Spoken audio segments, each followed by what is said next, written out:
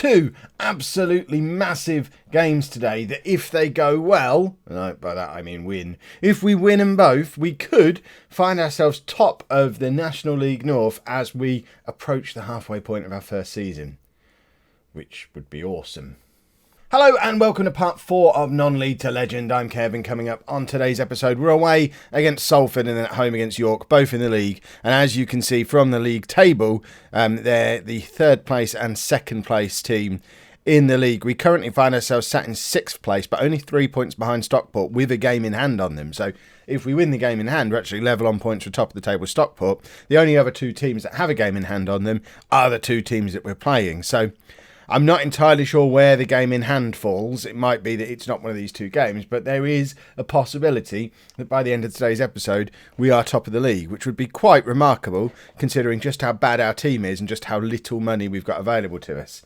Since you were last with me, it had been going really rather well. We'd been on a massive long run of consecutive league victories, but it was spoilt a little bit in our last game when we lost 1-0 at home to Harrogate, who are below us in the league, like 2 points below us in the league. So I'm hoping that isn't the sign that everyone's figured out how to handle our long ball, hoofing it forward nonsense at this point.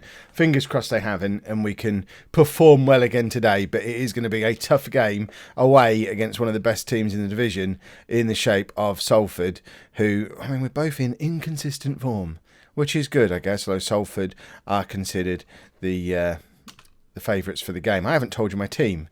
Why haven't I told you the team? Come on, Kev, you know how this works. So, let's see if we can do this quickly. In goal, we have Wheeler, a back four of Owens, Williams, Laird and Wood, with Daniels, Disley, Platt and Marshall as our midfield, and then Hurst and Westcar up front. It's a very familiar team, so familiar to me that that's probably why I haven't felt the need to introduce it to you. We've only conceded 18 goals in the 19 games Bradley Wood has played in. Well, there you go. The man's a difference maker, clearly. Although, to be fair, Owen Wheeler's played in just as many games. They're both ever present at this point, I think. So that's just another way of saying we've only just conceded 18 goals this season. So it's less impressive when you look at the stat that way round. It's not as if we conceded 15 goals in the 3 games he didn't play. Because luckily, he hasn't missed a game yet because he's awesome. He doesn't get injured. He doesn't get suspended. So I think that was probably enough to guarantee he's going to injure himself doing a red card tackle in today's game. Right, Hurst finds Marshall. Marshall crosses in and finds Daniels, and we're 1-0 up. And that is one of my favourite moves that we do. And we do it. We do it rather often as well. We get it on one wing, cross it over to the other wing, and there's a guy coming in on the other side to tuck it away. Even though they're playing deep in midfield as part of a flat midfield 4, both Daniels and Marshall are not afraid to push forward and join the front two. And when we attack in that way, we really do attack with quite a lot of threat when these crosses start flying in. Ball forward again. Hurst can't win it this time, and now Salford have the chance to build, but Platt wins it back in midfield, and we've got a bit of a break on here. He finds Hurst. Westcar is in space if we can get it to him, but we can't, and now Salford break back on us again, and they are running through us. I mean, that was a proper purposeful run. He went past like 3 players. Luckily, had absolutely no end product, and Westcar takes a free kick. Cross comes in. No, it's not really a cross, is it? It was a... Why was he taking that free kick? You'd want him on the end of that. That was a bit weird. This is that guy who ran at us before again, and he's causing problems. This Andrews they've got. I guess he's their number 7 maybe out on that left wing.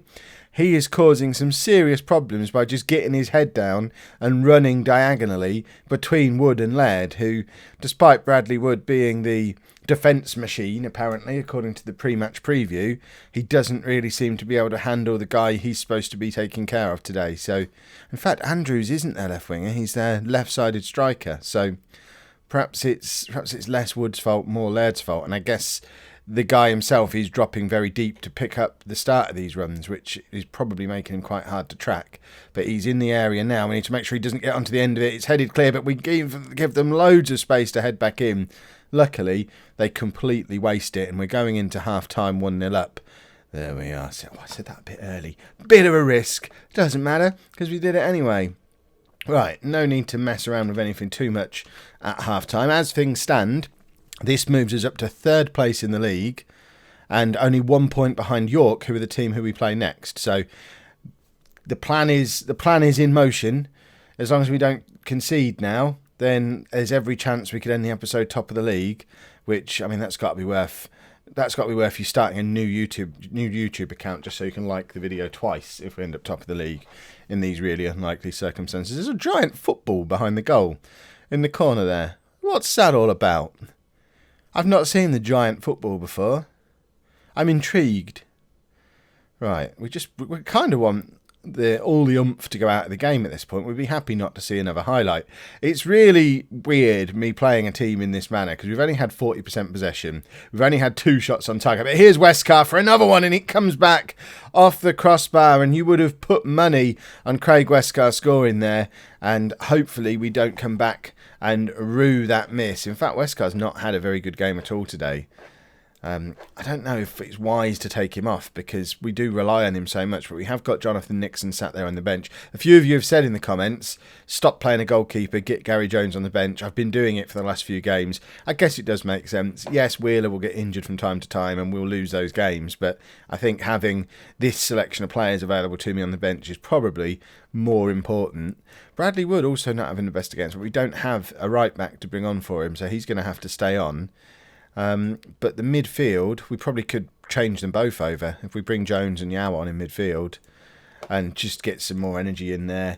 We're lucky that we've got 4 equivalent quality midfield players, so it's pretty much a straight swap ability wise. We're just adding a little bit more energy in there. Same with Nixon going on up front, add a little bit more energy, a little bit more pace. Marshall crosses in and their keeper really struggles to deal with it. It was actually going to go wide near side of the goal. It was a terrible cross, but I think that probably caught the keeper out.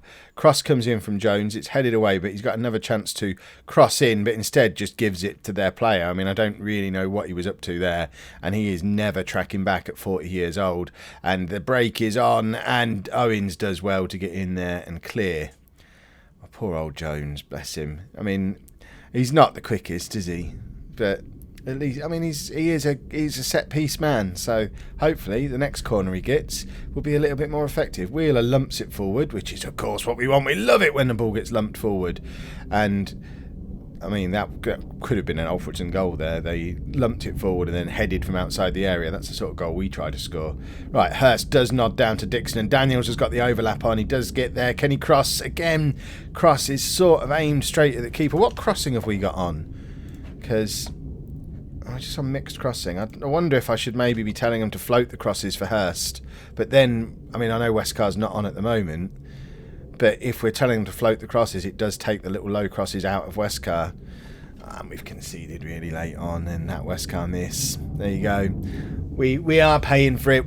I worried that we'd pay for it, and we are paying for it. And I'm not entirely sure what the best thing to do about crosses is. Let me know down in the comments what you'd do, because we've got 2 very different kinds of striker. We've got the big target man up there who wants it head height as he's running onto it, but then we've got Westcar who's smaller and quicker and needs some sort of shin height for him to chase onto, and that's a massive miss from Salford. And there's a very strong argument that Salford should be ahead in this game now. They've had more clear-cut chances than us.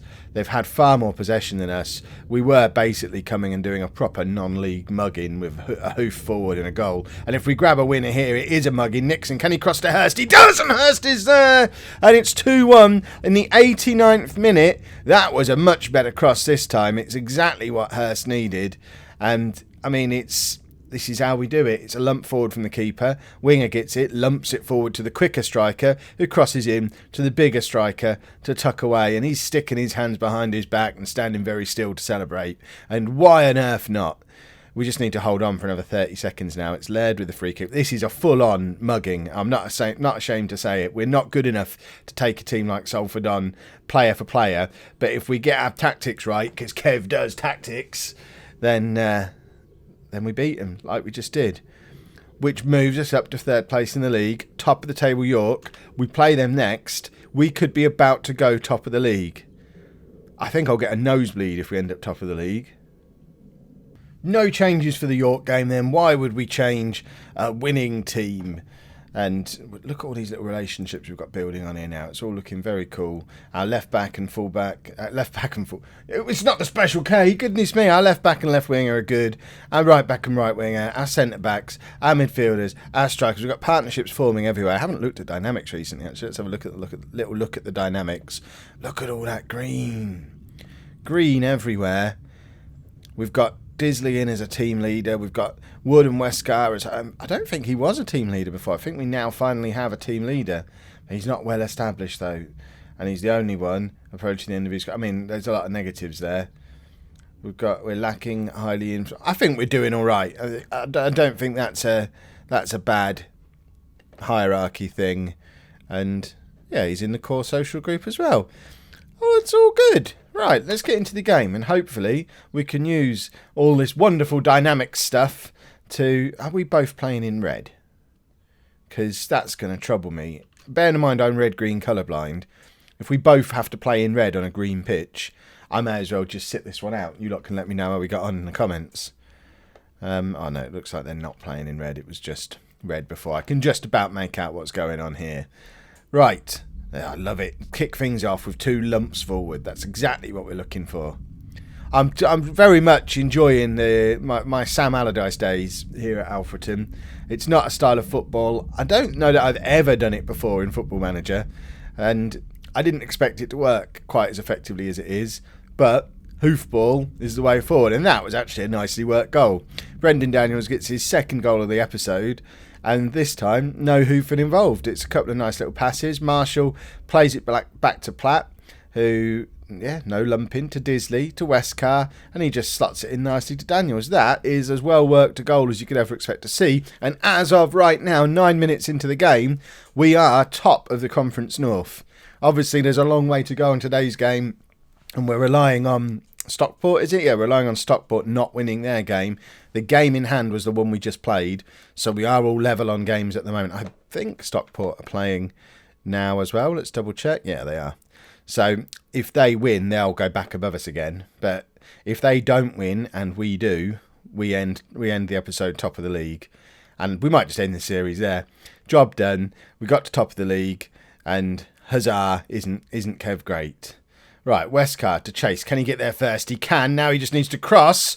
I mean, it almost ended up in the back of the net. It was that bad a cross, but he gets back onto the end of that one, and that is the joy of Craig Westcar. Look at the state of that. He's all the way out on the end. This man's 32 years old. Just watch Westcar in this move. He plays the original cross, but then just keeps on running, and Marshall crosses in, and he arrives late. I need the match of the day arrows and stuff to draw on the screen there, just to show how good Craig Westcar was for that goal. What a player. Platt heads clear from the corner, and but they've not equalised. They've got one back. They can't equalise with just 1 goal against 2. I know the rules, honest. And that was kind of sloppy, really, for a team that are supposed to be all about hoofing it forward and being a bit industrial the way we play. To concede from a corner with a bit of sloppy marking in the penalty area is a little bit disappointing. But then, to be fair, I still don't really know how set pieces work, and I haven't set any instructions, so I guess that's an element of our game that is missing. We need a fancy set piece tactic. Westcar does brilliantly again, forgets that he's playing with Hurst and tries to slot it into his path, and Hurst just like, you what? You want me to run? No. Kick it at my head and I'll be alright. I ain't chasing nothing. There you go, that's more like it. This time he nods it down to Westcar. Disley can't quite get there though, and York have a chance to break. And they are overpowering us a little bit in that midfield. Every time it's kind of in that area, we seem to be coming off second best, and they've hit the crossbar now and Owens puts it out for a corner. But we're kind of a team at the moment that is being kept above water by Westcar and the 2 wingers. Everyone else struggling a little bit.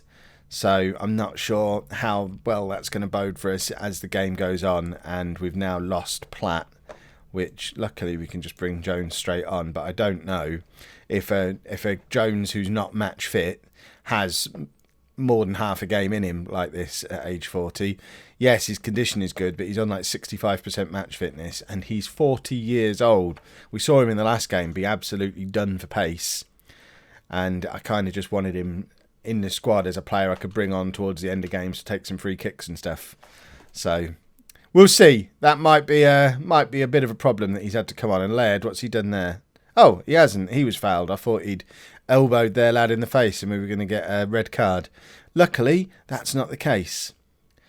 How are we doing on the old stats? We're ahead on possession this time. Still only 2 shots on target and we've scored them both. Goodness me, are we efficient in front of goal. We just need to create a few more chances. And we are really struggling to get the ball away here. And I don't know if that was a save or if it was back off the post. But either way, a little bit of a lucky escape, and we're hanging on at the moment. We could really do with a third goal, because I know I'm trying to do tactics and stuff these days, but I don't know what to do in this situation to close a game down. I don't think we've got the ability to do it, so all we can do is keep trying to score a third. Marshall with a chance to cross. The cross does come in, and it's Westcar, and again, was that a crossbar or a save? That must have been a crossbar, because we've not got a corner from it.